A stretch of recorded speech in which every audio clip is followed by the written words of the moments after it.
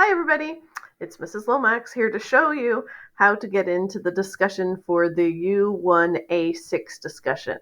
So happy Thursday. All you have to do, of course, is look at the second item on your list. The first item is go to the virtual class where you are right now, or you're in the middle of watching the recording right now. So U1A4, we've just talked about. Right now, I'm interested in showing you U1A6. I've linked it right here so that you can get into the assignment area. This takes you directly to the assignment area. And of course, it's better if you make it large screen, and then you can look through what you need to do. So basically what you're going to do is read this student paper. Read and evaluate it. Think of it as this is a friend's paper. They've asked you to proofread it for them before they submit it and to give them feedback on how to make it better. So in 250 words, identify the author's thesis, supporting points, literary devices, how effective the author has used these devices to prove their point. It's a best practice when writing to use evidence directly from the passage. Quotes should be used. Share your analysis by entering the discussion thread below. Look carefully at the author's use of these features, as well as the title, thesis, introduction, conclusion, and notes and work cited. So you're looking at everything. Pretend it's a friend of yours. Imagine that you are trying to help this person before they hand it in, and they've got lots of time to work on it. Now, as a discussion, you're going to identify your posting as a critique of the Shakespeare essay. Attach a copy of your critique so that others in the course can respond to it, and you are responsible for responding to at least 2 other posts. That is included in the mark. The mark includes the responses, the replies. If you do not reply, you cannot have a level 4. I don't even think you can have a level 3 if you don't even do any replies when you are asked to do 2. All right, so you can enter the discussion by clicking here. First, you need to read the essay. I suggest that you write your work in a Google Doc or some other document first, and then once you've finished it all, then cut and paste it into the discussion.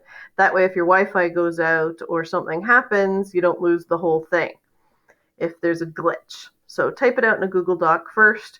Make sure you're happy with it. Click the discussion here. Or you could go directly into the discussion and click on it. I'll show you how to do that. To start a new thread, you click on Start a New Thread. Give it the title that you were told to call it, the critique of the Shakespeare essay. And then you've already written it in your Google Doc. Just cut and paste it here.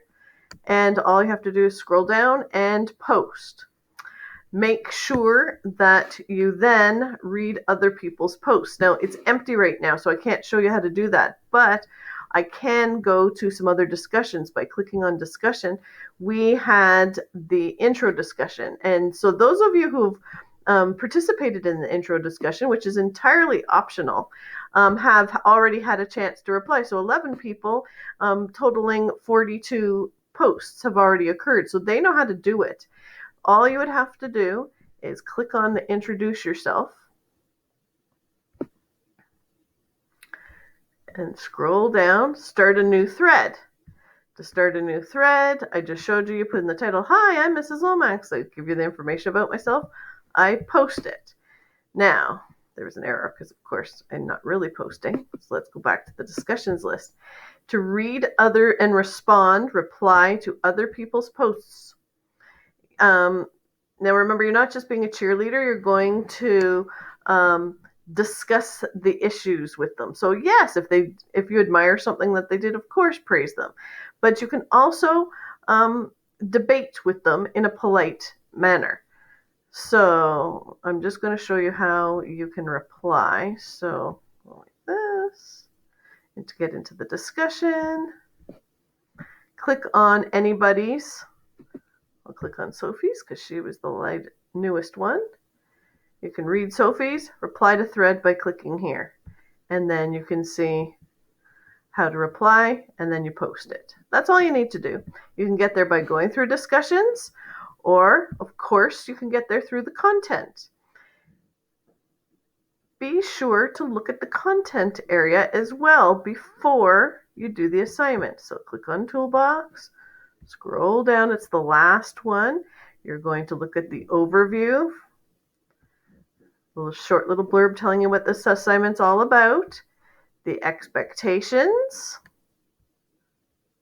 the content, and here's the assignment. So the content is basically reviewing everything you've done in this unit and discussing it with everybody. And that's all you need to do. Thanks for listening. Bye.